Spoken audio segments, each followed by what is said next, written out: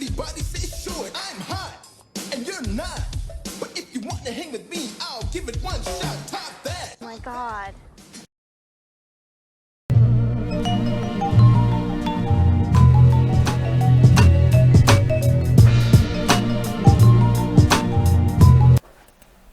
Greetings and salutations. Welcome back to Colin and Greg Live right here on twitch.tv/kindoffunnygames. My name is Colin Moriarty. This is Greg Miller. Hi. And for the uninitiated, Colin and Greg Live is on every weekday at 11 a.m. Pacific time right here on twitch.tv/kindoffunnygames. It is a nerdy talk show about all things video games and nerd culture. It is. Nerdy as hell. Greg, it's been a long week Yeah. for me. I'm delirious and really tired. Come here. It's okay. We're going to get through this. It's Friday. We already did the Let's Plays this morning at the crack of dawn. Yep. You get to go to bed after this. You get to go back to sleep. No, I'm not going to bed after this. Not going to go back to bed? Oh! See, the good news is you're worn out from, first off, last week, GDC and PAX. Then you had your best friend Ramon here. So you went out and you got crazy every night. Now your girlfriend comes back from being away. When she gets here, you just have to entertain her and to give her the time she deserves and everything else, while saying goodbye to Ramon and doing all these different things. So it's like you're in the home stretch of your life, pretty much. There's no rest for the wicked. The home stretch of my life. Are you gonna sleep in tomorrow? Well, Ramon leaves tomorrow, right? Yeah, I don't know what I'm gonna do tomorrow. Here's the thing, Greg. Lay it on me. Is that this is problems being exacerbated significantly by the laptop noise that is happening on this laptop right now. On your Origin? Yeah. Is it doing it right now? I don't know if it's doing it right now, but my laptop is basically just going like the fan is. It's very like subtle. You only hear it if it's really silent, but it's like a brain scrambling noise. The problem. It's like. The problem is you had me listen to it in the other room. Yeah. I could barely hear it, but this is totally one of those problems. It's like it doesn't matter if no one else in the world hears it. You hear it. Oh my gosh, it's driving me insane. I'm telling you though. It's driving me fucking insane. All I have to do is send it to Origin. I know that, but I'm just like, but then I'm not on my laptop. What the hell am I gonna do with that? You use the desktop in here. We stream off that Millennium PC over there from Origin. You just do that. You're fine. Oh my god. Now here's something. It's like I feel like my brain's just being scrambled. You said we have a nerdy talk show. Yeah. We do. Yeah. We have our first nerdy sponsor. Yes. Did you know about this? Yes. Did you set it up? You set it up, Greg. I think you had a lot to do with it. You had more. Crunchyroll.com/kindoffunny. If you go to Crunchyroll.com/kindoffunny, mods put it up there in the chat. You do that. You go over there. You know what happens. You get a 30 days free of premium Crunchyroll subscription times. Where you get in there, you get to watch all these things, ad-free animes, everything's great. Your mics are peaking, by the way. Okay. All right, Greg. There's some interesting. There's not a lot of news today, but there is news that will take us time to get through, I think. Of course, at the end of the show, we will also talk to our users out there, both subscribers and non-subscribers, and give away the Orishika prize pack, which is a bunch of Japanese collectibles for the game, as well as a code for the game if you have a PlayStation Vita. Now, here's a question about the audio issue, by the way. Kevin, did you do something? It seemed fine at the start. Now everybody's flipping out. What? Did you change something? Like on your way out? With what? No, now they're saying it's fine. Yeah, I mean, like. Well, I just adjusted those. They're still okay. catching up. Now it went from everybody's like, "Yay, hug, blah blah." Audio's terrible. This is what I was going to. Oh Jesus Christ! It was falling. Why? Do you want me to let it hit you in the head? It wasn't going to hit me in the head, Greg. It was going to hit you in the head. You could just let it fall. That's gravity. That wasn't going to somehow fly sideways at me. Look at me. Oh, hold on. Who am I? Colin. Who am I? Number 2. Lisa Left Eye Lopez. Oh. Remember her? Rest in peace. Yeah, of course I remember her. Now it's fine. Now it's back. It was just this thing over here. These knobs. This is the question that I was going to talk about. Yeah. How is it possible that we spend, and by we I mean not me at all, that we have Kevin and others spend time in here fixing everything, and it never works? Right. Now you know my anger. Why I say every day this is the worst part of my day. Like, it just seems like an impossibility. I agree. I agree 1,000% that we sit here, we test everything, we listen, and then sure enough, we turn it on, it doesn't work. Fuck it, I don't care. I'm done caring. I told you that this week. I'm letting it all go. I've done what I can. All right. Well, you got like one beard hair, and I'm not sure if it's a gray hair or if it's just the light's catching it. I'm sorry, this loud ass swallowing was resonating. I'm not. You don't have to apologize for the swallowing. What's up? I don't mind. It's just it's one color difference. Throw me. Oh, I have like red hair. It's not even a red. It's like a white though. You got like one. Oh, I have. Well, Cheryl gives me gray hair. Yeah, but I have like a red kind of thing going on. And my hair is turning gray. Yeah. In like certain places up here. All right. I think the biggest news we should start with is over at NeoGAF because they've just compiled everything for us nicely. NeoGAF. This is the NPD sales results for February 2015. So, of course, NPD is a group based on Long Island, Greg, that tracks retail sales of video games in the United States as well as retail sales of consoles, and are only retail sales of consoles. Now, again, to reiterate, this is U.S. only, but U.S. is the biggest market for video games in the entire world, and so these are pretty important numbers, and you get a little indication of how games did. Yeah. Ooh. So here is the data that.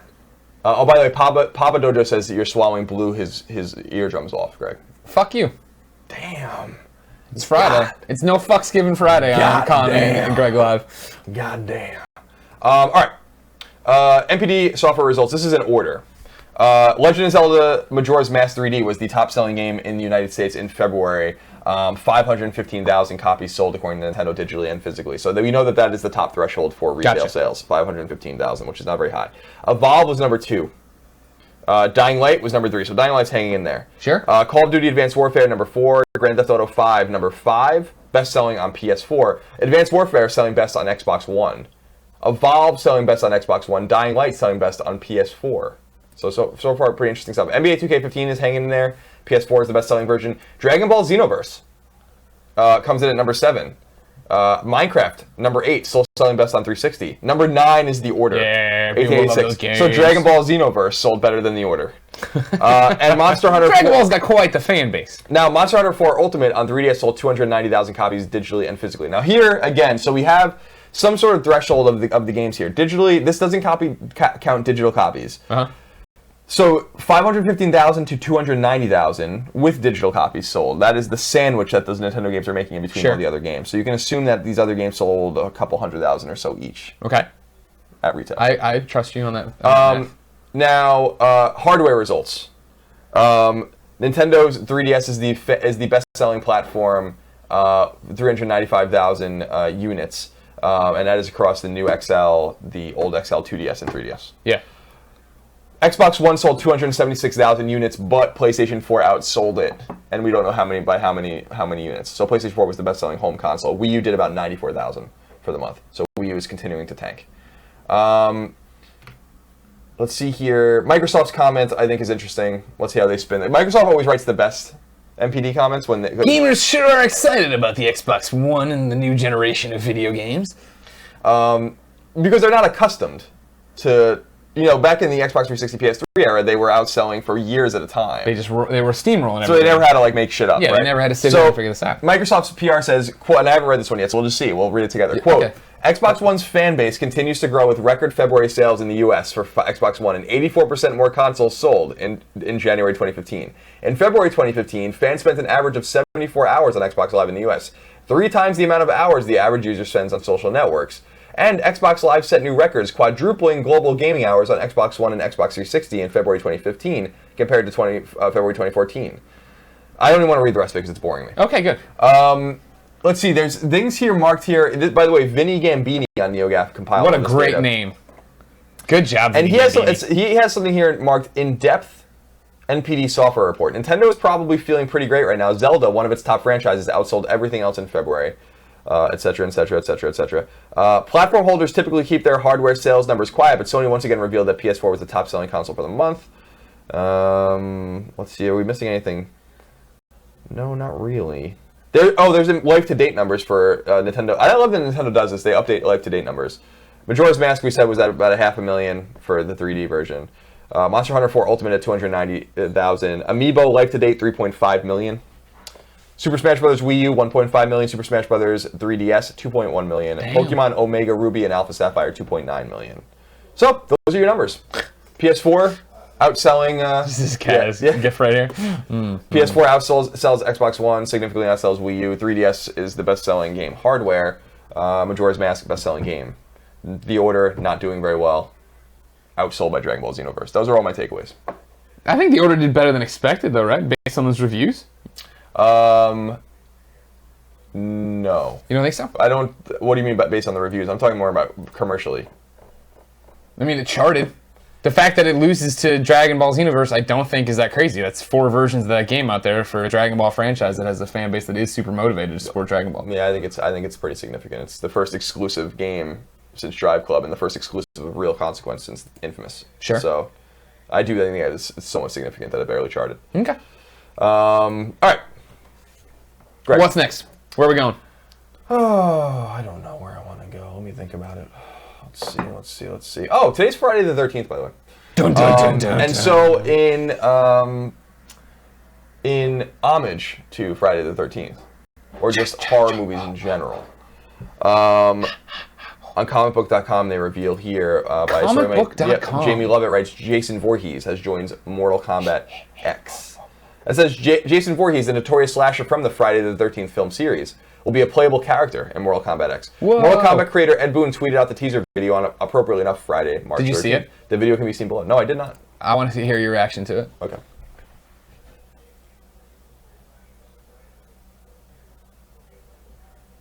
So far, so good.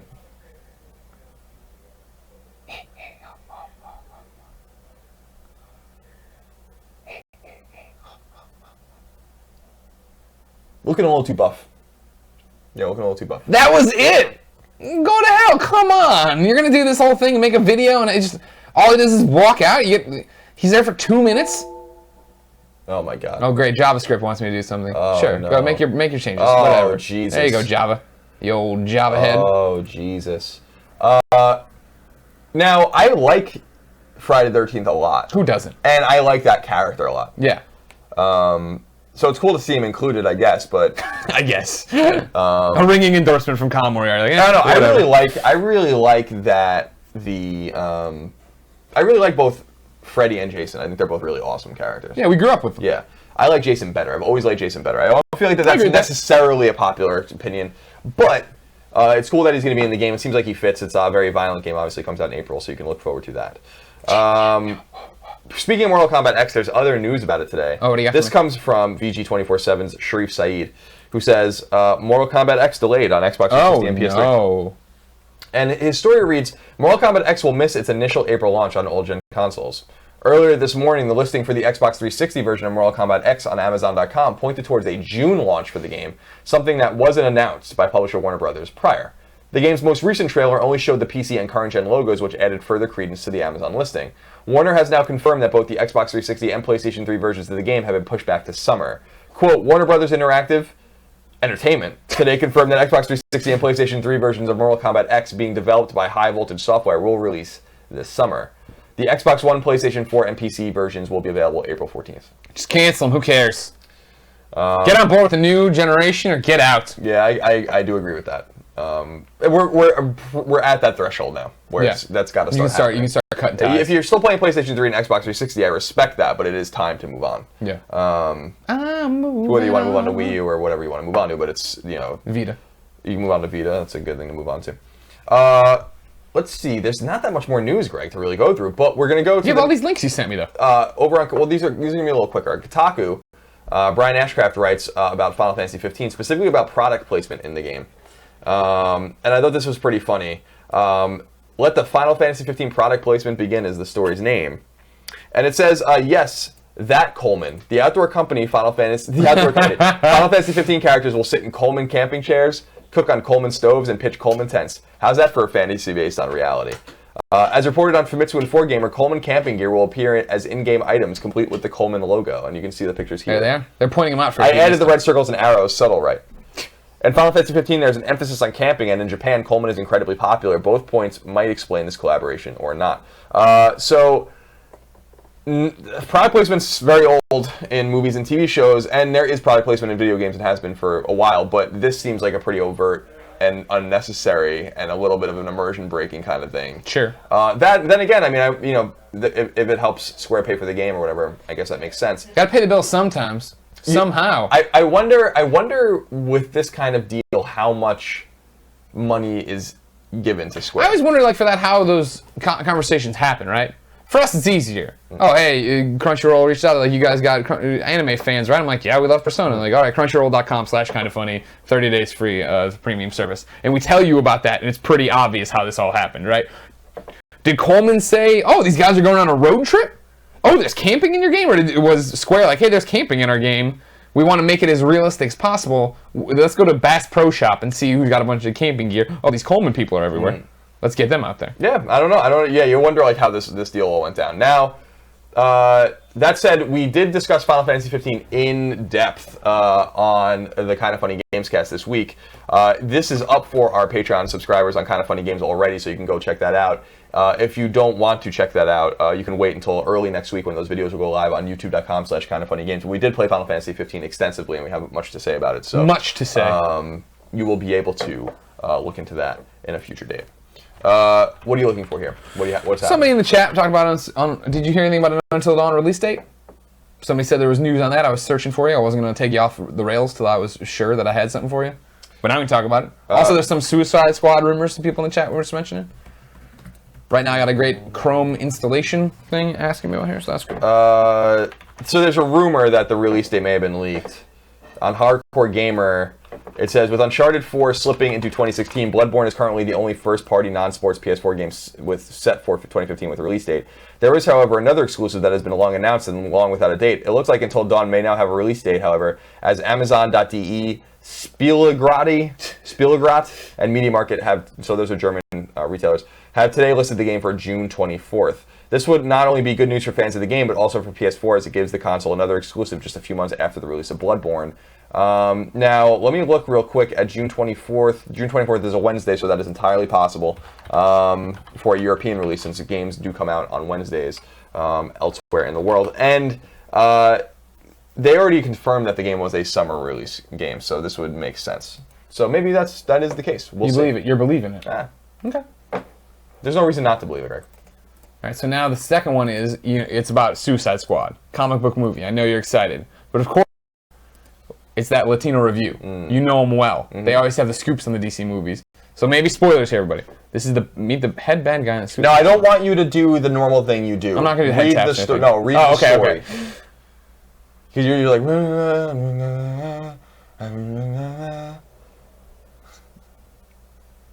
Okay, so this is somebody, okay, whatever, decided to have, the author is writing in first person, so El Miyabi decided to have some fun and conduct social experiment in my Instagram account. You can follow over here. Over the next few days, 3 days, I'll offer cool mini scoops tidbits from the upcoming Suicide Squad. Check out the first one below. Meet the head bad guy in Suicide Squad, Antipathon, who leads bad and terrorists. That's stupid, that's not exciting.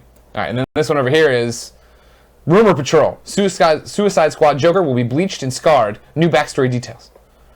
For several years, industry insiders have been reporting rumblings of Warner Brothers' plans for a Suicide Squad spin-off set within DC. See, this is when I started mumbling, because I don't fucking get to the point. Stop burying the lead. However, we're going to drift. See there, I almost did it there. Sorry, I'll stop. 6-year plan, and that's this. We're not even talking about the Joker. The latest 3 graphs in, you get to the fucking headline, Colin. Fuck off.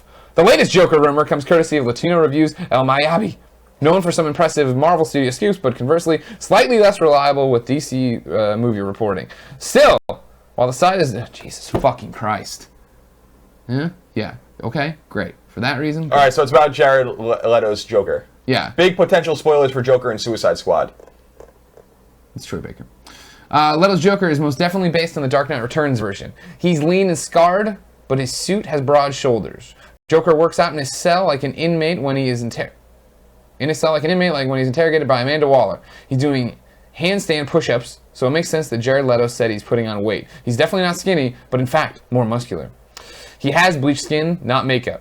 He killed one of Batman's sidekicks, and there is a lot of references to his past crimes. He's killed a lot of people. The Joker could also have a lot of scenes with Hugo Strange! He's the psychiatrist at the prison and seems to be part of the story, though no casting yet.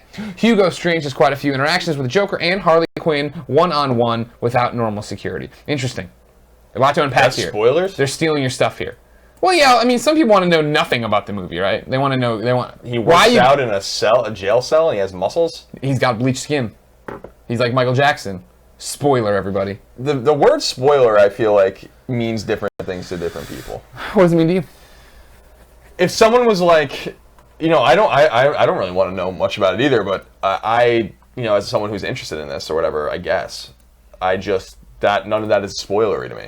Like, he meets a Hugo Strange and he works out in his jail cell, like, I feel like you get more out of like a trailer than you do out of. Oh yeah, 100%. And I really feel like this reminds me of like some of the. It's just like journalism kind of where it's like they have an exclusive and it's interesting and that's fine, but it's like people will just make anything into a story or try to make anything into a story. There's nothing. They didn't say anything. Broad shoulders, bleached skin. He has broad shoulders. That was literally one of the bullet points. He has broad shoulders. Joker has broad shoulders. The spoiler there would be the fact that he's based on the Dark Knight Returns version of the Joker, and he's killed Batman's sidekick. And then, like, I agree. Don't get me wrong. I think that's all very cursatory stuff. But when there's nothing and I don't know, people are gun shy with spoilers. You put spoilers in front of it now because you've worked on the internet. You know what it's like. We do go on beyond. We'd say something about a PlayStation game that's been out for 3 years, and somebody would tweet, "Did you know the game for me?" Like, fuck you if you haven't played it by that point. But you got to start getting gun shy and tell people so that they're just building it into there so they don't get yelled at all the time by these people. I'm not saying I have agree. an Uncharted 4 spoiler. Lay it on me. Nathan Drake has broad shoulders. This is definitely based on the Nathan Drake we saw in Uncharted 3. Nathan Drake has broad shoulders and bleached skin. He talks to a psychiatrist in the jail, and Harley Quinn is in the movie. They have many one-on-one interactions outside of security. What else you got for me? Oh my god. I want to talk. This is a weird one for this show, but I want to talk about it for the LA Times. It's the top link. Gotcha. California officially has 1 year's worth of water left before we are totally out. Okay. So for people that don't know, and we like to get into science news every once in a while, we're going to talk about a few other sciencey kind of things with robots and space in a little while. But I thought that people might be interested in seeing this because this is something we are hyper aware of here in California, but that a lot of people aren't aware of maybe in other parts of the country or other parts of the world, is that California is in a significant historic drought. Been going on a while. And even though so to catch people up, we in San Francisco and in kind of Northern California, we have a rainy season that begins somewhere in like November and ends somewhere in like February or March. And rainy season seemed pretty bad this year compared to other years, but again, it's a short period of time, and then in San Francisco, it literally will not rain for 8 more months. But San Francisco is not a typical California city in the sense that it is not hot here. You know, it is between 50 and 70 degrees all year. And it gets hot for like a couple of weeks in September when we have like an Indian summer in like September or October. Anyway, I thought that this was an interesting op-ed in the sense that this particular writer named Jay Famiglietti says, given the historic low temperatures and snowfalls that pummeled the eastern U.S. this winter, it might be easy to overlook how devastating California's winter was as well. As our wet season draws to a close, it is clear that paltry rain and snowfall have done almost nothing to alleviate epic drought conditions. January was the driest in California since record-keeping began in 1895. Groundwater and snowpack levels are at an all-time low. We're not just up a creek without a paddle in California, we're losing the creek too. Data from NASA satellites show that the total amount of water stored in the Sacramento and San Joaquin river basins, that is all of the snow, river, and reservoir water and soils and groundwater combined, was 34 million acre-feet below normal. That is a loss of nearly 1.5 times the capacity of Lake Mead, America's largest reservoir. Anyway, I encourage people to go check out this particular op-ed on LA Times to get a nice glimpse into the kind of the science of what's happening and why these things are happening. And also, in a sense, understand what's happening in the Central Valley in California with agriculture. People in the United States are in for a lot of trouble if this isn't alleviated, because it's not only going to affect California, it is going to affect the entire country's supply of crops, since almost everything is grown here. Sure. That is not, if you don't have a major cash crop like wheat or corn or potatoes, it is probably grown in the Central Valley of California. Your oranges, your lemons, your almonds, your avocados. Your avocados, everything. This is a significant, massive, cataclysmic problem. And it's really interesting to read about it. Like, they're saying we are literally going to be out of water for any use starting in this time next year if something doesn't happen. And so what they're making the case for here is that we have to start a significant level of rationing. No one will do it, I bet. They're saying that 94% of people polled say that the water problem is a big problem, and only a third are willing to ration. Yeah, people suck.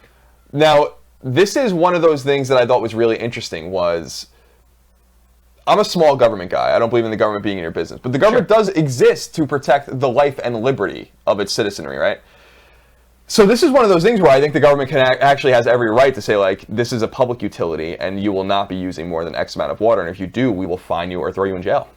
Yeah.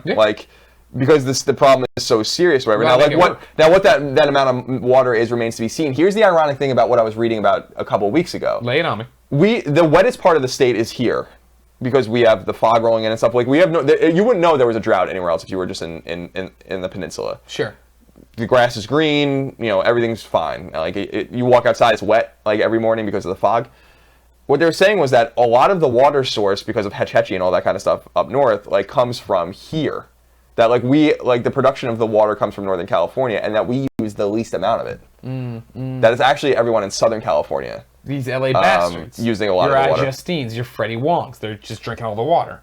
Like, there needs to be some sort of, penalty to say, like, hey, if you use X amount of water, like, knock it off. Throw you in county jail, or you have to do community service or something like that to, like, really discourage people. Because monetary fines are fine, but, like, it's fine. To discourage people from using too much water. This was one of the things that really challenged me ideologically as a political thing, of saying, like, well, I don't believe in the government. I believe in our jail systems are too full, and we don't want to throw people in prison. Yeah. That's a different thing. I think people don't understand that there's a difference between jail and prison. But that... Pound me in the ass, federal prison. Yeah, exactly. Pound me in the ass, federal prison. But this is one of those things that challenged me ideologically, in the sense that, wow, this is a significant issue. Right. That is going to hurt the entire country, in fact. When and where you need So your avocados are going to be $10 and shit like that, you know what I mean? It neutralizes I don't know. odor. I just thought I wanted to bring it up to everyone's attention because I saw it. It was a big headline today. Should we start hoarding water? So you Buying can care bottles of for water, your clothes put it in under your the home. stairs. Yeah, I mean, I always have water. Yeah, but you just drink it and go through it. I mean, I'll Swash. hoard that and ration Caring it. for We're your putting clothes put it without aside getting for a into the non-rainy day, as they say. Drive jokes. Anyways, put it aside and sit on it until that's when it happens, Right. when we need it. Start putting those big old jugs of water in there. My grandma used to buy. Now, here's the other interesting issue that someone had brought up dry cleaning as a joke. I learned something about dry cleaning the other day that I didn't know. That dry cleaning isn't dry at all. That it is a wet cleaning process. Yeah. Did you know that? I don't know anything about anything. Dry cleaning is using a chemical, like a liquid solution, to clean your clothes. I didn't know that. I didn't know that either. Yeah. I did not know that. For 30 years, I was going through the world being like, dry cleaning is some sort of dry cleaning process because it's fucking called dry cleaning, Greg. That would make sense. But it wasn't. Sorry about that. Greg, let's talk about robot hookers. Finally, something I can get behind. On Aussie.com, yeah. there's a story that says robot hookers turn up the heat. And it's by Laura Secorun Pallet. Wait, what? Oh, wait, did I give you the wrong I mean, it's what I would expect to get if you told me, hey, click on this story about hookers. Hold on, I'd click I'm on gonna find it for you here. Robot hookers. Fuck off with this. Aussie, because this is the link I have here. Okay, let's try this one. Oh, you know what it is? Because I scrolled down. It's one of those stories where the URL refreshes. You can keep scrolling indefinitely. Okay. So I think that's the second story. We can talk about that. So you're sending me one now? Yeah, so let me talk about... Talk about robot hookers here, everybody. Colin and Greg Live. Link. Okay. I don't like those websites, by the way. There's few websites out there that I really don't like using. Yeah? USA Today is one of them. You ever use USA Today? No, The site is static. Yeah. And then it has a pop-up that's a story, but you want to exit out because it's annoying, and then you realize that was the story, was this pop-up that, like, is overlaid over the story. Anyway, Gotcha. This is about... Jesus. Yeah, it's kind of dirty, isn't it? Here's the story, Greg. It says, Robot Hookers Turn Up the Heat by Laura Secorun Pallet. It's 2020 and Roger, a recent divorcee from New York, decides to pay for some female company. So he turns on his computer, connects a robotic vagina to it, and starts having sex with Cinnamon, a college student in Sydney with a computer and a remotely controlled robotic penis. Creeped out yet? Welcome to the future of prostitution. Good Lord. The digital revolution is transforming all industries, and even the world's oldest profession isn't immune. Teledildonics and haptic technology, aka remote-controlled vibrators and tactile feedback, were designed for couples to physically stimulate each other in real time over the internet. Now webcam models are joining in on the fun by adding interactivity to their shows and creating what might be a new type of prostitution.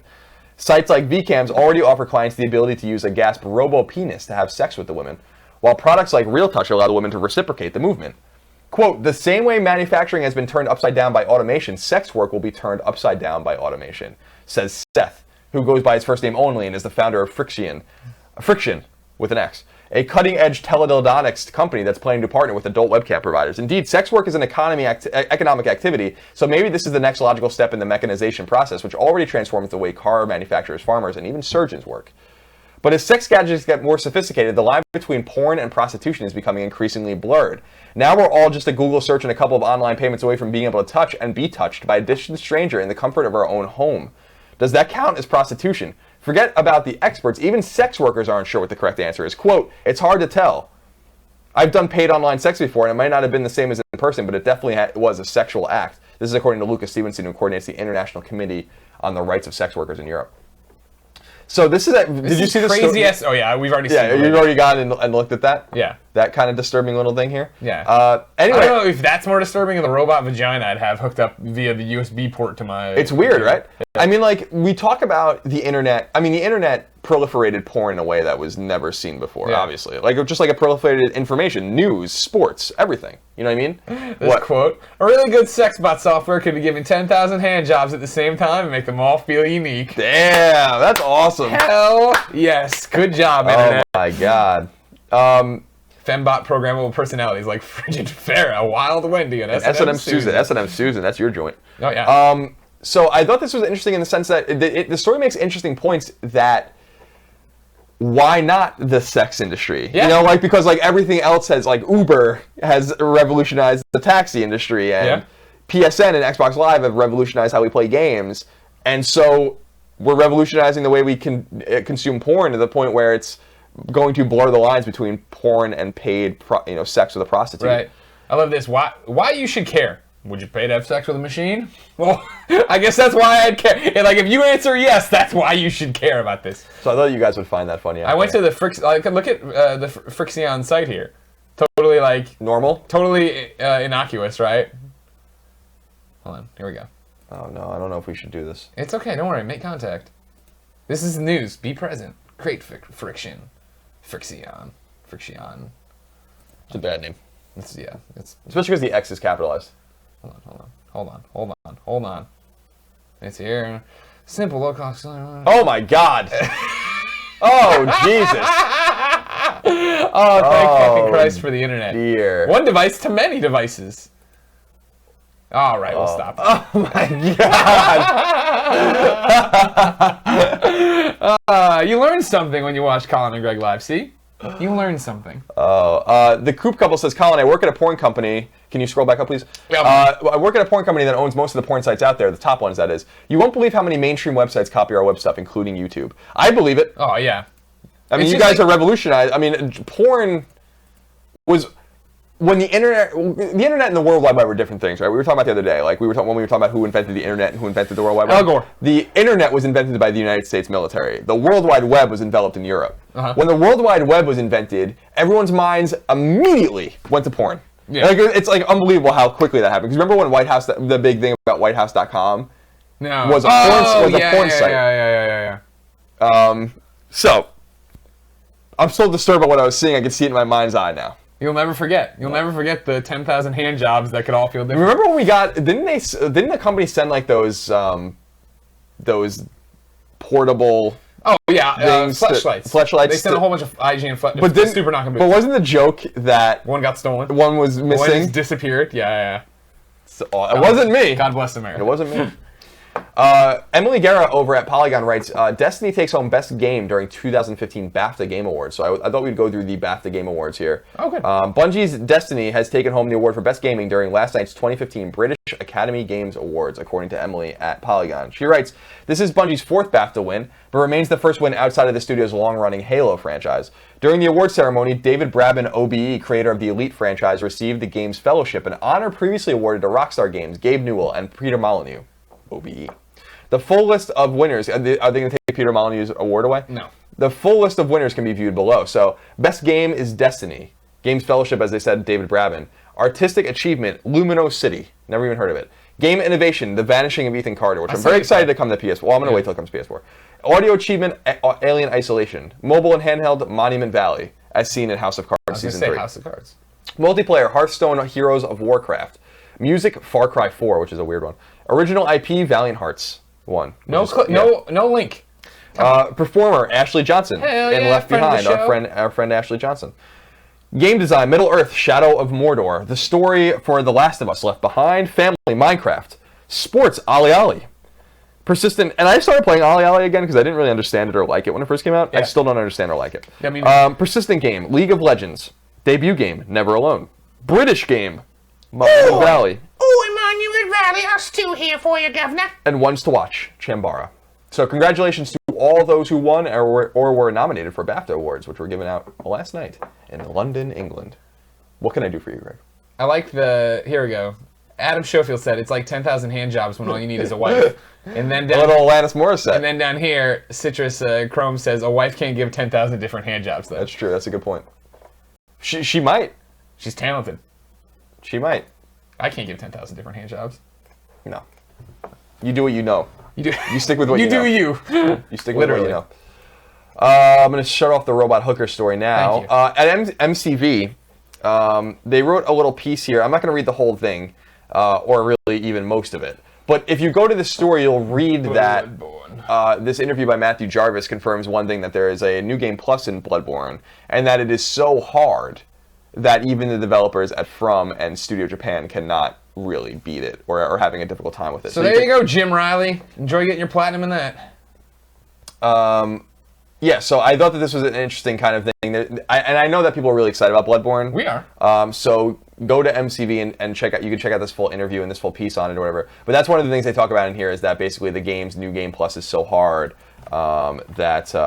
yeah, it says, but until news of a sequel arises, Bloodborne fans will have plenty to keep them busy. The highly popular New Game Plus mode of the Souls games, which allows players to replay the story in a higher difficulty with new monsters and items for even more challenges, makes a return. And Miyazaki says, yes, there will be a New Game Plus mode. We're having trouble beating it, though. That's awesome. He's awesome, by the way. I've been in a room with him and I've gotten to kind of speak with him cursorily through a translator several times. And he's just really a G. You know what I mean? Miyazaki's really just a G. All right, Greg. Yeah. 3 more pieces of news. Okay. For our Xbox fans out there on Eurogamer.net, Wesley Yin Poole writes, here's the first image of Halo 3 ODST on Xbox One. And he writes, Microsoft has released the first image of Halo 3 ODST on Xbox One. Microsoft will add the Halo 3 ODST campaign to Xbox One exclusive first-person shooter Halo the Master Chief Collection this spring. And it will be free to anyone who played Halo the Master Chief Collection since its troubled launch on November 11th through December 19th. I'm not saying 19th December or 11th November. Are they doing that? They're putting that in front. Like, can we? I know we'll never agree on weights and the measurements. metric systems, and yeah, exactly. Can we get around the dates though? The dates seem weird. Let's just get on board with the dates. I agree.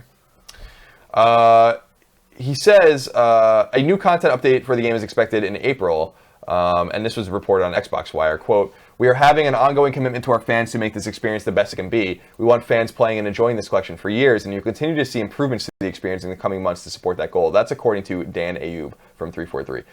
So yeah, some pictures here, or the first picture, ODST will run at 1080p and 60 frames according to the subhead under the image. So that our Xbox fans out there would enjoy that very much. News I'm excited about from Silicon Era. Sato over there writes, Level 5 to reveal a major project, Fantasy Life 2, and a new Professor Layton game. And it says, Level 5 President Akihiro Hino previously mentioned that 2015 will be the year they'll create a hit game that's even bigger than Yokai Watch, which is a huge game in Japan, and I think it's coming here. And it looks like we're going to see its reveal on April 7th at their upcoming major Level 5 Vision 2015, the beginning event. The official website tells us more. According to the press release, the Level 5 Vision 2015 The Beginning will be a big event to announce the company's next generation major cross-media project that is said to be the follow-up to the Yokai Watch in terms of popularity. Since last year, Level 5 have been actively recruiting staff for a major project, and it very well sounds like it could be a comedy project that Hino previously talked about in an earlier interview.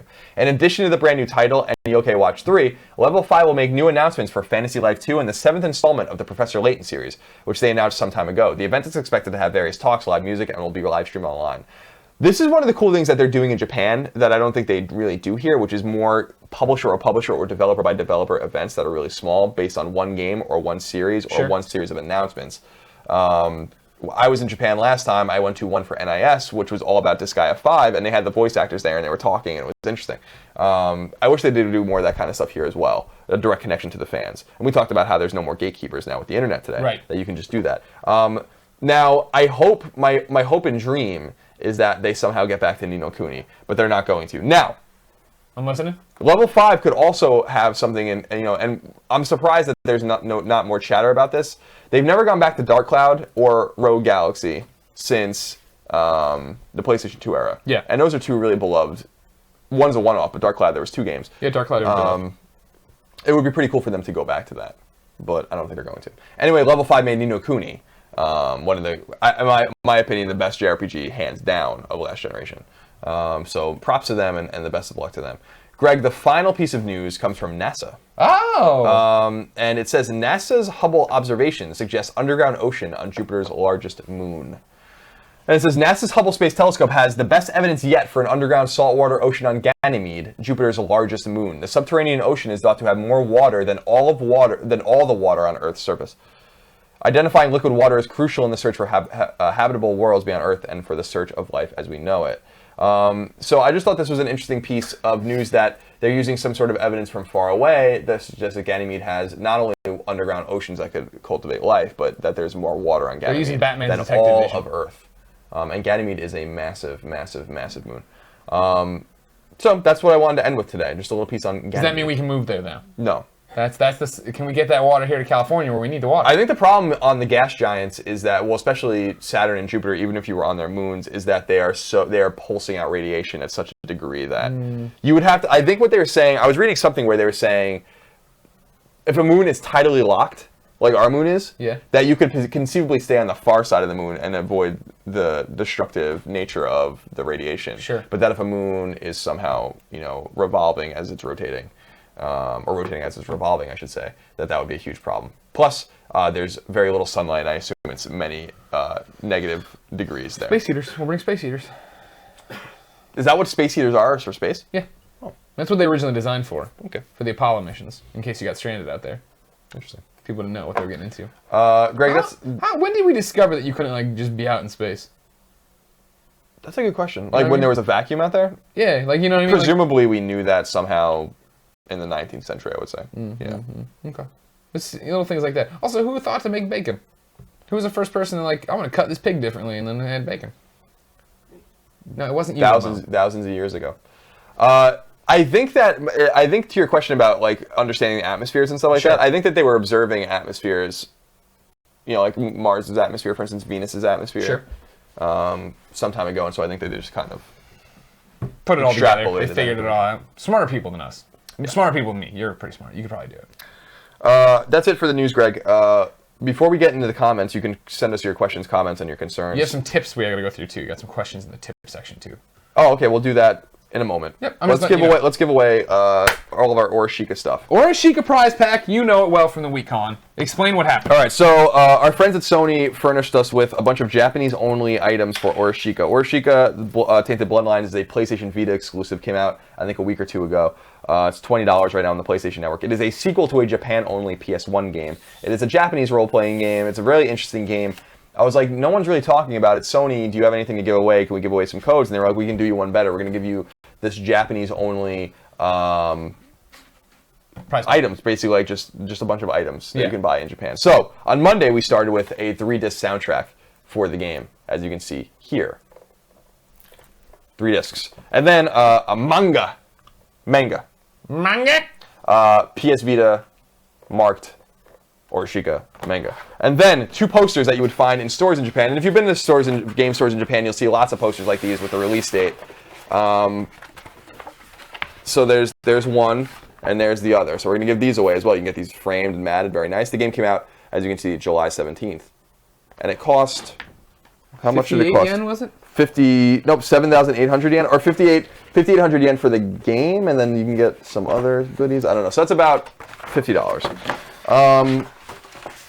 And now we're going to throw a code in there as well, which I sent you so you today. can play the game. Yeah. Well, I don't know. Shout that out on the screen. So here is what's going to happen. One lucky winner will get the soundtrack, the book, the 2 posters, and a code that will give you the game for free. And by the way, this is a North American code.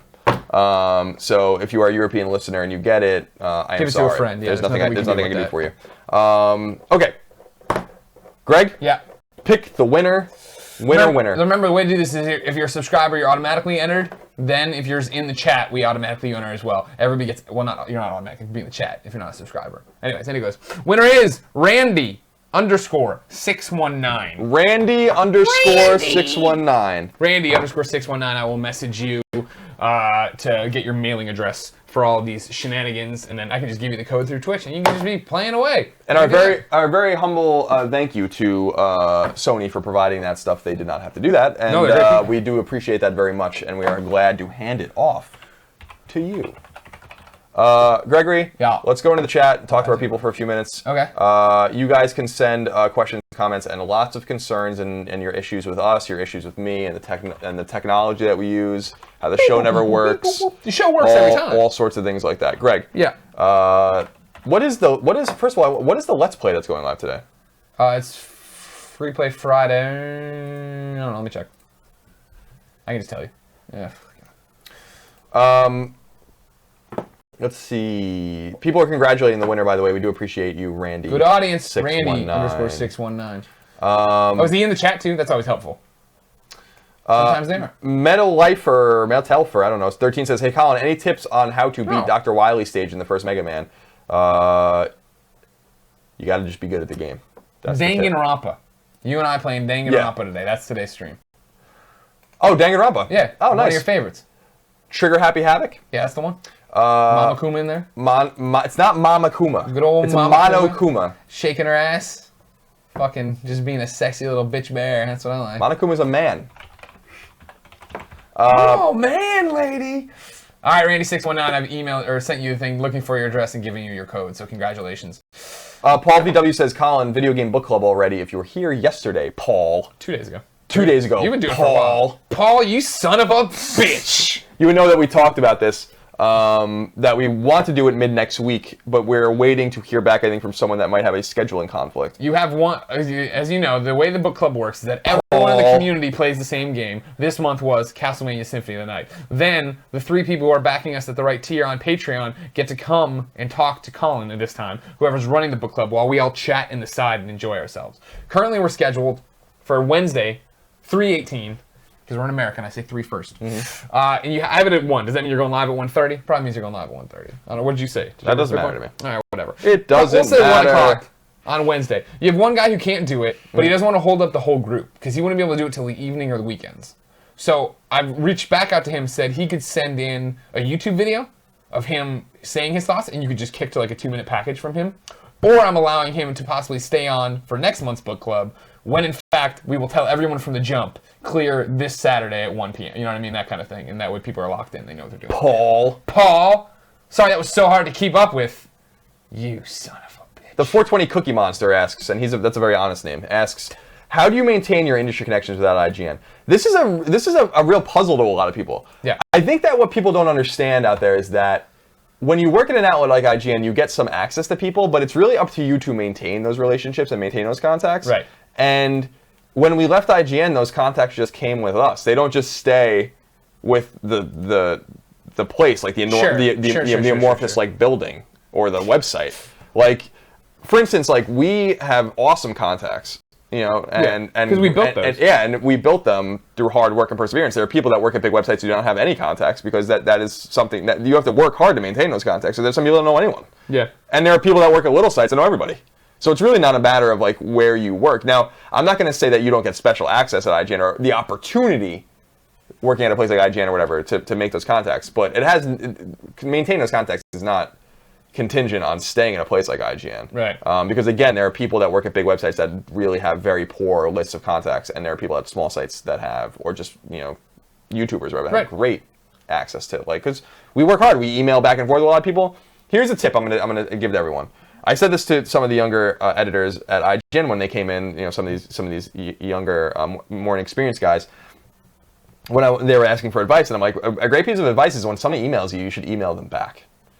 Yeah, that's like a pretty easy piece of advice. Sure. Unless if you're getting a PR blast, just delete it. I unsubscribe from PR blasts like it's going out of fucking style. Like, I don't like them, don't email me. You know. But if someone's like sending you a personal message, being like, hey. Even if it's a game you don't care about, a mobile game, whatever, a small game, my advice was always like, email them back and tell them, no, it's nice to meet you, it's nice to hear from you, I'm not interested in this, or we don't have time for this, thank you, though, please do keep me in touch, keep me in mind the next time you have something. These people always remember that. And I think that is one of the major reasons why I have great contacts in the industry and why you have great contacts in the industry is because we treat people with respect. Yeah, even if we're not interested in their product. And even if we shit on their product, it's all about the personal respect. You know what I mean? It's all, yeah. PR doesn't care if you're going to say no. They'd rather you say no than ignore them. And they just feel like they're shooting it off into a vacuum and nobody hears it. You know what I mean? You got to be a part of that conversation. Tell them that. But yeah, the main reason we continue to have access is because of you. I've talked about this a lot. the support you guys have given, like when I was talking about GDC, when we had Debs and Jeff and all these other people on here, and they'd look at the chat, they'd be like, I can't believe how nice your community is, how supportive your community is. Mike Bithel's Twitter followers have exploded, you know what I mean? Everybody knows this, and like they understand, like they can see the positive growth based on our community being like, oh, these guys are awesome, let's support their game, let's go support their project. Yeah, it's like maintaining these contacts is so easy. Yeah. You know what I mean? Because like that's really not a hard part of the game. Because another person asked, TJF the Great says, so you guys know people at Microsoft, Sony, Nintendo? Yes. I mean, like, and especially at Sony, we know like everyone. Yeah. You know? So it's like, that happens over... It would be weird for me to meet someone at Sony that's like a mover and shaker over there that I don't know personally. You know what I mean? And that you certainly don't know personally or whatever. Nintendo and Microsoft, yeah, we're a little looser on them, but we know lots of people at those companies too. We know people with connects. So yeah, don't fret about those things because we have the connections we need to maintain, you know, to get the games that we need to play for you guys and to share with you guys. So just don't... some people are sweating that, and 3 months in, it should be clear that you shouldn't be sweating it. Yeah. You know what I mean? In my opinion. While you look for more questions, I want to shout out some of the tips here. All's Goo said, you are awesome, keep up the good work and being the best part of my day. Colin, did you ever play Freedom Fighters? It's a minor quibble, but you should consider putting multi-platform posters in the back. Oh, yeah. Oh, Freedom Fighters Freedom Fighters was like the Homefront like PS1 game, wasn't it? Yeah, like I think so. Who made that game? Wasn't that Gearbox? No, that's not right. Who? They made Brothers in Arms. Freedom Force Wiki. Fighters. Freedom Fight. I'm thinking of Freedom Force. Okay. The video game. Freedom Fighters. No, I'm not. Freedom Fighters. Okay, Freedom Force is an NES game. Freedom Fighters. Let me see. Freedom Fighters video game. Who made it? Oh, IO Interactive. This is not the game I'm thinking of, I don't think. Oh, no, maybe it is. This is the game. You never played this one, did you? No. I don't think this is the one I'm thinking of. Okay. Though. I thought there was a PS1 game that was more cartoony that was about an invasion of the United States. I don't know. Maybe I'm just confused. I don't know what that And if we ever get cool posters, we'll put back there. This is just what we had because that's what we are. And then I won that one when I stuffed the ballot box and got disqualified. White Crow 05 says, learn that dry cleaning is dry and you can fuck a robot. Love you guys. We love you. Thank you. Yeah, I mean, who knew that? Ramon, about dry cleaning. What? Dry cleaning involves wet stuff. Yeah, you didn't know that? No. I didn't know that until fucking 2 months ago. Yeah, it ruins the clothes over time. And then Thank you, Ramon. UberGoat/Sean says, you guys are yous going to get Spencer on the show? Use guys. I don't know who Spencer is. Do I have to get a goddamn Twitter swarm on his shit?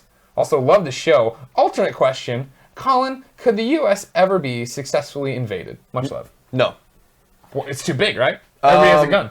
Yeah, I mean, you'd be in for a world of hurt if you tried to invade the United States. And it's not like our military obviously is the most powerful military the world has ever seen. I mean, that's an obvious thing, but it's like that old quote that was attributed to a Japanese general during World War II, and who knows if it's real or not. And, and there's some speculation on if he said it, but they asked about why they invaded Hawaii, and Pearl Harbor was a sneak attack in order to destroy the Pacific Fleet so that they can. They coordinated concurrent attacks in the Philippines and stuff like that so that they can just take their shit and just be left alone. They didn't want to fight the United States. They were trying to say, like, don't come here. Them. But there's a quote attributed saying something like, we would never invade the United States mainland because there would be a gun barrel behind every blade of grass. And that is true. There are more guns in the United States than there are people here. And if you invaded the United States, not only would you be dealing with the American military, the best trained and most effective fighting force in the history of the world, but you'd be dealing with 310 million people with guns. You know what I mean? Yeah. And that is why the United States is a great country. Because we all have guns, Greg. All of us. No, we don't have guns. I want to get guns, though. I do too. But that's one of the really weird things. And I've talked to you about like how I have this idea for some sort of story about what does that look like if a foreign country, China in the future or something, invades the United States, and in California the military is fighting with farmers armed with guns, with guys in the city armed with guns, like everyone like what happens in that scenario? Gangs and stuff. Like what happens in that scenario, like when everyone's armed? Crips and blood. There's no country like the United States where like everyone's armed. Yeah. So that's why the United States can. If the United States was invaded, the world would be basically finished at that point. Because if we lost, we would just take everyone with us anyway. Yeah. Correct? Sind the Snarky says, I'm terrified of the thought of Greg with a gun. It'd be pretty badass with a gun. I want to get the flashlight attachment, and then I want to get a cool knife, and then I can just walk around like this, like Solid Snake. Like, I'm ready for some CQC. Whatever happens, happens. Tomato Dragon says, avenge me! Wolverines! I want to stick with the motif that we had going on before, which official Crown Nation says, now that you are not at IGN, do you feel like you can have a closer relationship with devs and publishers, and that is ethically okay to plug games that you personally like, or you attempt to maintain some level of objectivity, even though what you are doing isn't really journalistic? Yeah. I mean, I was already doing that at IGN. That was like when I moved to a host role and everything else, and not so much a critic and all these other different things. But even again, like, this is what it comes back to, an argument of games journalist. You know what I mean? Like, I don't think I was ever a games journalist at IGN. I was always a games critic, and then I became an entertainer and a host and a personality. Like, the idea that you wouldn't want to have good connections with these developers is silly. You know what I mean? And like, how would it not happen? It's because not like in the sense that, oh, I like Neil Druckmann, so now I'm going to give Last of Us a 10. You know what I mean? Not that kind of relationship, obviously, but to know stuff early and know what's happening. And you and I took myself off of covering Infamous because I was way too tied up with both the people of the studio and then the story of Infamous in that game. And then you did the same thing with Resistance when you got super close. You wouldn't review Resistance 3. Yeah, because I know the guys in Insomniac very well. I mean, when you're close to a studio like that, you develop some relationships with people. You just have to know when to call it. You know what I mean? And so we did that. I agree with you. Like, I never, ever stopped promoting games that I thought were fun. I don't care who the fuck made them. You know what I mean? Like, if I liked the game, I'm gonna tell you I like the game, and you should buy it. It had nothing to do with us being paid off or anything like that. It was just like, I like games, and we're trying to celebrate games, which is what we do here at Kind of Funny, of course. Yeah. But yeah, like, to me, like a good example of you keep your relationships and the criticism of the game separate. Yeah. A good example of this is Amy, which was a game I gave the lowest score I ever gave a game to. Or ever gave, yeah, I think that's the good English, I don't know. But I gave Amy a 2, which that game fucking sucked. Right? Like, that game fucking sucks. And while I was playing that game, I actually was talking to some PR publishers representing that studio and was like, hey, do you guys want to do an interview about your game or whatever? And then I reviewed the game, and then they pulled out of the interview. Yeah. You know, I was still going to interview them and be totally fair and talk to them about their game, regardless of the criticism of it. So you have to be able to separate those things. That street goes both ways. Yeah. But yeah, like, we have, like, our relationships. See, it's a two-way street in the sense that our relationships foster the coverage that we're able to, or allows us to foster the coverage and give us access to these games. Right. But the people out there that we've been dealing with for a long time, Shuei Yoshida is a Patreon subscriber of Kind of Funny. Yeah. He's one of the most powerful people at PlayStation. You know, we had him on the show at GDC. We shit on Sony all the time. Like that's what I love when people are really like engaged in what we do. Yeah. Like when people say, like, you ever listen to Podcast Beyond? Those guys are fanboys, and most people are like, are you out of your mind? Yeah, do you listen to it? I mean, that's the thing. You have to just separate the two. That's where you see it, right? And the fact that we, like, the great example for us recently on Kind of Funny Games is that we did the sponsored order video, and then 3 days later put up our order review discussion where, like, the order sucks. That didn't negate the first one where we said alternate history is cool. We haven't played this game yet. We're interested in how they're going to take it, and then we do the game. We're like, the game isn't that great. You know what I mean? But in that same breath, Sony didn't email us back and like, we will never send you product again. Like, no, we understand. You know what I mean? This is how it is. This is what the job is. The job is that you give access to these people to go and talk about things. Now, do you give the same access to everybody? No, because there are people who are trying to get ahead, who are being mean for no reason, who aren't grounded, right? Like, if we're going to give somebody shit on their game, it's because we genuinely don't enjoy it and have these reasons why, right? We can sit there and present an argument, a valid complaint. It's not just shitting on it to be shitting on it. It's not writing a really mean headline that doesn't even match the story. Yeah, and I think that, I don't know. I think that there's a lot of confusion out there over access and stuff like that, and over like how developers and publishers and journalists and media types and entertainers like us interact with each other. And the fact is that, there's, in our experience, nothing untoward's happening. Now, I can't say that that's not happening elsewhere. I don't know. I don't presume to know that. All I know is that with our Rolodex of people that we've met over the years, we have a respectful relationship whether or not we like the games. Insomniac's a great example. I'm very close to people at that studio. Yeah. We shit on Ratchet and Clank. Stop making them. Constantly. Yeah. And Fuse was like a bomb. You know what I mean? But like that didn't stop us from seeing Drew Murray when he was here and hanging out with him. You know what I mean? So there are, it is just a matter of being on the level. Yeah. And everyone knows that we're on the level. And if you don't know that, then you haven't been paying close attention. Yeah. You know what I mean? And that's basically it. And that's what we keep talking about here. You know, when we started this, I remember day one, I didn't even think about what our ethics policy was going to be. Like, we didn't have something written up, right? And somebody in the chat asked us, and we were like, oh, the policy is simple. You'll always know when we're talking about something sponsored. This order video is sponsored. The crunchyroll.com/kindafunny thing, right? That's clearly we are in a relationship with them for this ad buy. It's like, great, that's what keeps the mics on and keeps everything going. You understand that relationship, and you understand that it's not super out of the blue. Like, you know what I mean? Like, it's not like, what the hell? They've sold out. Like, no, we're not selling out.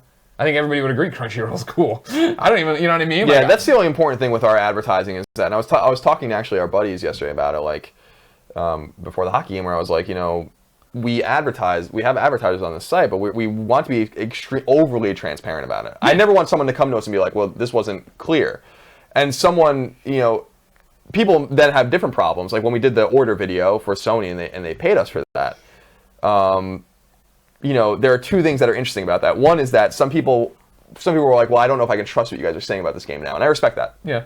But you can't possibly have gone in knowing that this wasn't a sponsored video. Yeah. The second thing is we released a video the next week saying that the game's not good and you shouldn't buy it. Well, the thing so that is, again, the proof's kind of in the pudding. Yeah. You know? Well, again, it's working in the way that it was the people who are like, I don't know if I can trust you in this video, said that, and then there was like 2 of those, and then there was like 3 comments on each one of them from the fans saying like, what are you talking about? This is a good thing they're saying this, and this is a video about alternate history. The video wasn't, well, the order's so cinematic and we wouldn't do my that. mind. And yeah, we wouldn't exactly, do that. Exactly. So like, you know, if we are going to be paid to say something about the quality of a game, I don't think that's something that we would do, and I don't think that's something we'd be comfortable doing. And I'm not even sure that's something anyone would ask us to do anyway. But this was a different kind of thing where it was like, let's talk about, you know, you have a passion for alternate history, so let's, you know, cultivate that or whatever, and that is the best part of the game. So I was happy to talk about that. So yeah, our relationship, our open relationship with you guys out there, the audience, is going to continue unabated because that's the way we do things here.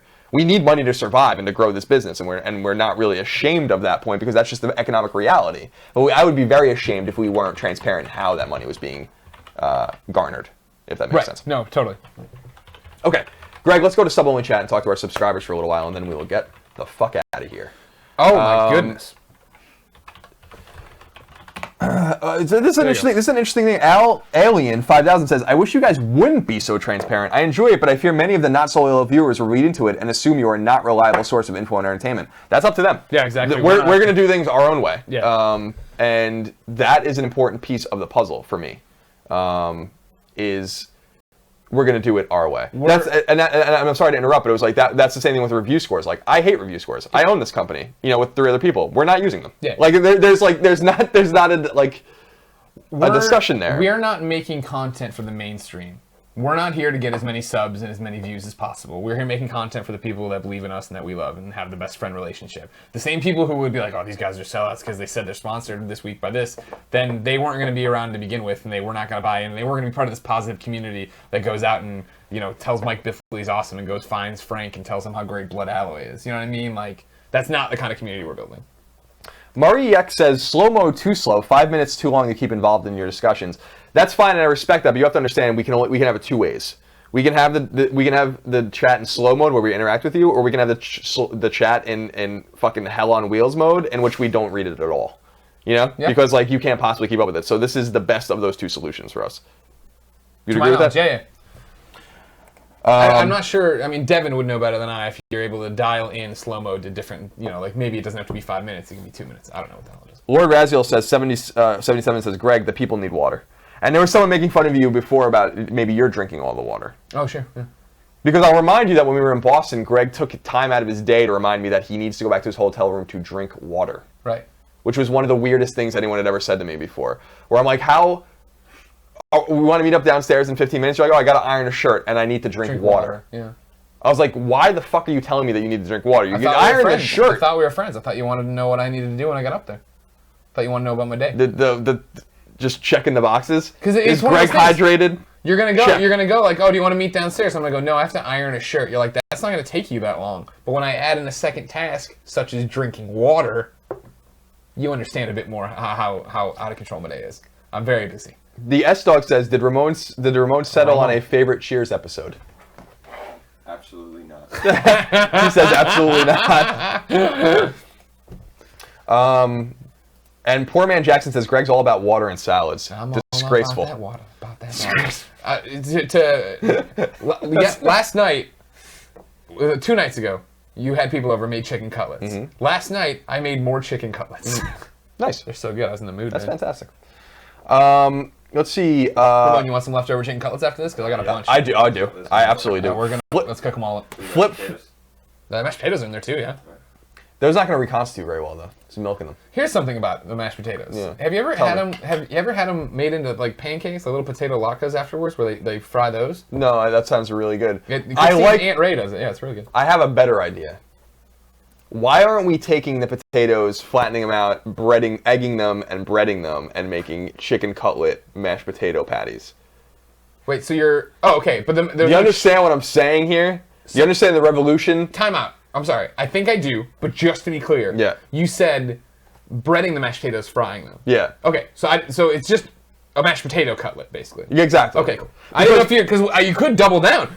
Take the chicken cutlet, already fried. Already take the chicken cutlet, wrap it in mashed potatoes, wrap that in the eggs and the other stuff, then deep fry it there. Wait, so then you're it's like a crazy ass double down. Is the chicken cooked already? Yeah. All right, so then your bread, so the chicken cutlet exists, and Yeah. you're going to It's already and you're going to breaded. egg it and bread it again. With mashed potatoes on the around it. outside, yeah. Oh yeah, yeah. Now you're onto something. Okay. I'm thinking deeply about this right now. It's a lot to do. It's a lot to take in. I know. Because what we used to Amy do, Gills loves potato cakes. because what we used to do is at my house is like you'd have the breadcrumbs and the egg, Yeah. and you'd use too many breadcrumbs, you have a little egg left over, and you just dump the breadcrumbs into the egg and then smush it into like this ball and just drop it in the oil. Those are my favorite Woo! things. The crispy bits afterwards. The little crispy bits. Oh, you that's get. the best. Oh, yeah. Oh, my God. Oh, yeah. Can we end the Oh, show? I'm ready to Jesus. eat some chicken cutlets right now. Let's do a couple more questions. Big Richie 7 I says, don't think we've done any. any information on the Bloodborne embargo? I don't think we can talk about that yet. We'll have more information on Bloodborne soon, though. I don't want to jump the gun on that. We do have information. I just don't know what we can share. Let's see. Tom Diggity Tom comments, Team Fat is alive and well, everybody. Oh, yeah. And me, the president of Team Nope. Fat, welcomes Nope. you to... Nope. Perhaps you missed the t-shirt? No, that I I saw had? the t-shirt again that looks like you are a sophomore in college at your boyfriend's house the next morning. It's this giant shirt on you. You do not look fat in it at all. You look like you're a fucking Hey, 11-year-old. fuck you, Greg. Hey, fuck you, man. CR Metter says, can we get a hint for the next book club game?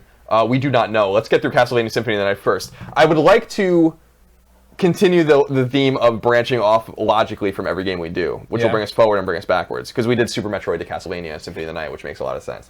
The hell is this? Over at PAX East, they had a photo booth for Bastion. That's me in my Oreogasm shirt with the Bastion hammer there. You're a really... Bastion coming to PlayStation Vita, everybody. There's so many questions. I have so many questions about you, Greg. Yeah. Like people think that I'm being facetious when I say I want to go to Illinois and just make a documentary about you. Yeah. But I'm fucking dead serious about it. You have no idea how serious I am about like I'm down. about going and interviewing like your 4th grade teacher and your priest and shit like that, and like My priest who and immediately dimes me out for everything I've ever and done. spending. I want to spend like extensive time with your mom and dad. You know. Yeah. I want to just go through your house. They would love that. I want to go love through see your me, I'm attic. sure. Peanut0423 reminds everyone that Colin is president of I Team don't. Fat. He's nobody. I founded Team Fat. I made. It doesn't Team matter. Fat. George Washington founded the United States. Is he the fucking president? Was there an today? election? Was there an election? Not No. the first time around. No, there was not. I mean, when he got replaced, obviously not the first time. That's why I'm the George Washington. I'm just saying I've never. And had I'm my the day- John Adams. You're done. No, you. You're done. Go retire to Mount Vernon. I hate you so much. As far as I understand from Dazed and Confused, your wife has a bowl waiting for you. Go smoke it. Oh man, that was such a good one. Dazed and Confused does not get the credit it deserves. I'll tell you that right now. A couple people asking, Rise Against What and Jay Lance 85 both asked similar questions, which is, will there be a new Resistance game? I think there will be in the future. I don't think Insomniac will do it. I don't think it's in development. I don't think you're going to see it anytime soon. Maybe you should have fucking bought Resistance 3. Damn. Just saying, I don't know. I mean, maybe we want a new Resistance game. Maybe we should have bought the last fucking Resistance game. No? Okay. Because I played it. Yeah. I platinumed it. I shouted its praises from the rooftops. But the problem is, at that point, you were the boy who cried wolf.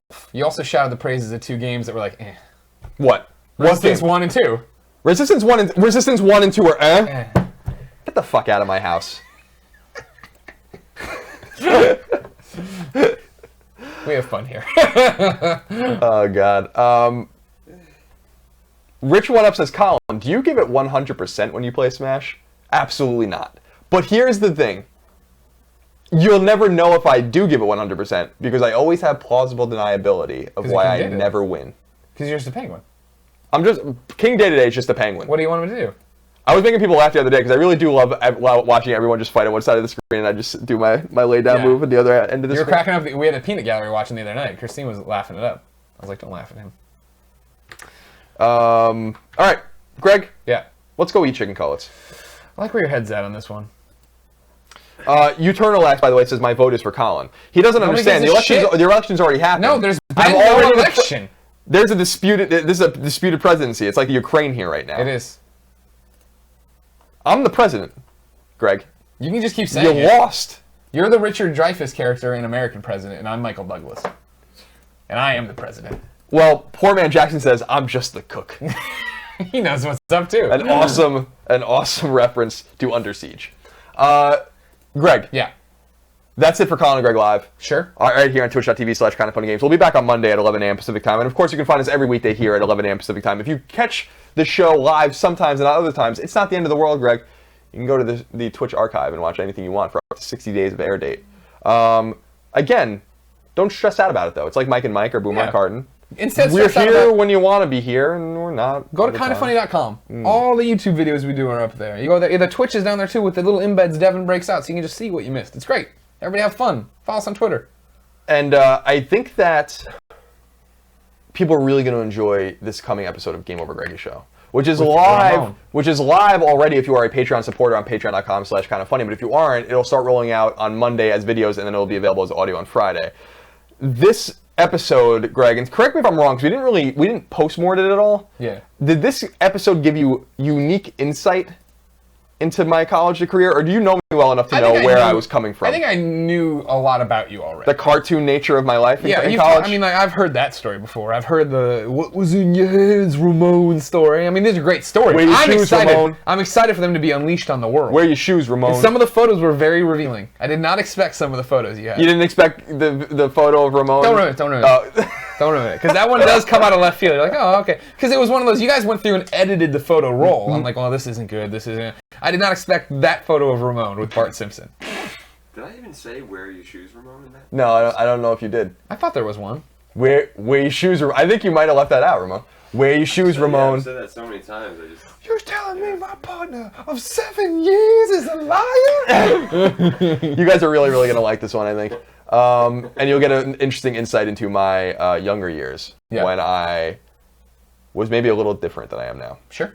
So follow us on Twitter. I'm No Taxation. Greg is at Game Over Greggy. All of us are at Kinda Funny Vids. You can follow Tim and Nick. Tick, that could be their couple name. Yeah. We stumbled upon it accidentally. Tick. You can follow them on there as well, Nick_Scarpino and Tim Geddes. Patreon support is appreciated. Not necessary if you don't want to do it. Don't have the money. We're okay with that. We just appreciate you guys being here with us. YouTube.com/kindoffunny, YouTube.com/kindoffunnygames for all of the new content. We're going to go away for the weekend now. I need to chill. Yeah. I for might just a stream games moment. later. You got like a little lobot here going on. Yeah, I know. All right. Until Monday, goodbye. I'm king, and they know it. When I snap my fingers, everybody says sure. I'm hot, and you're not. But if you want to hang with me, I'll give it one shot. Top that. Oh my God.